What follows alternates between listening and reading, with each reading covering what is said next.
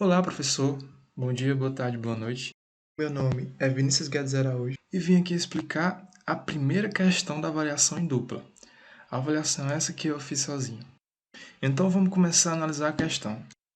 O circuito da figura ao lado, formado por dois lados retilíneos e dois arcos de círculo, subtendendo o setor de ângulo θ, é percorrido por uma corrente de intensidade I.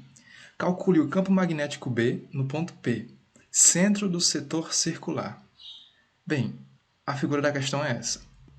Aqui estão os dois lados retilíneos, esses aqui são os dois arcos de círculo gerados por esse ângulo θ, e aqui está o ponto P. O nosso trabalho é achar basicamente o campo magnético B nesse ponto P. Então vamos lá.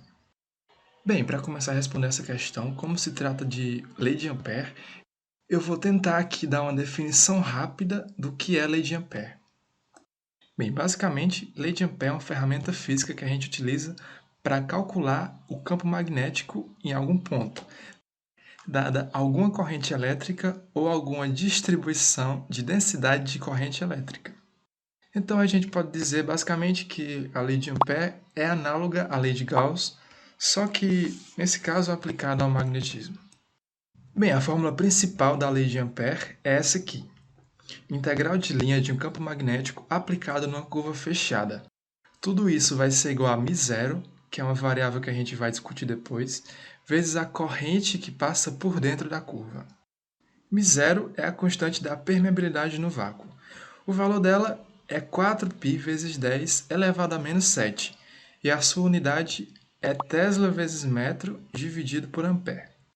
Agora eu vou destacar as principais características sobre a lei de Ampère. A primeira característica, e a mais importante, é que na lei de Ampère, a nossa integral vai agir sobre uma curva fechada, chamada de amperiana. Essa curva fechada se parece muito mais com um anel, com um bambolê, com a cama de axé ou até mesmo com um donut, e não se parece com a casca de laranja ou com um pedaço de saco plástico igual a gente via na lei de Gauss e em outros exemplos.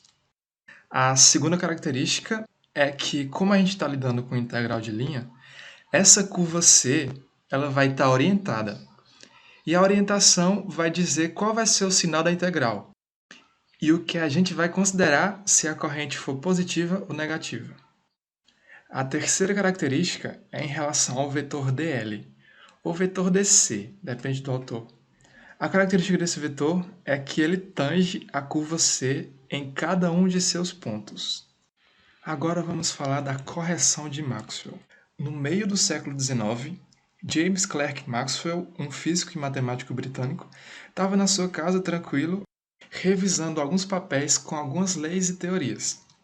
Foi então ali que ele passou pela lei de Ampère, que já era um físico conhecido naquela época, e pensou: Pera, isso aqui tá incompleto. Eu consigo aprimorar isso aqui. E assim ele fez. O resultado disso foi essa equação, que é basicamente a lei de Ampère aprimorada. Maxwell basicamente adicionou esse membro na equação de Ampère, que é μ0 vezes ε0, que é a permissividade no vácuo, vezes a derivada no tempo de φe, onde φe simplesmente é o fluxo elétrico na superfície S. Esse fluxo e essa superfície é relativo à lei de Gauss, só que aqui essa superfície é aberta, como se a borda dessa superfície fosse a nossa curva em questão. Bem, lei de Ampère dissecada, agora vamos para a questão. Bem, começando, aqui está a figura que eu fiz.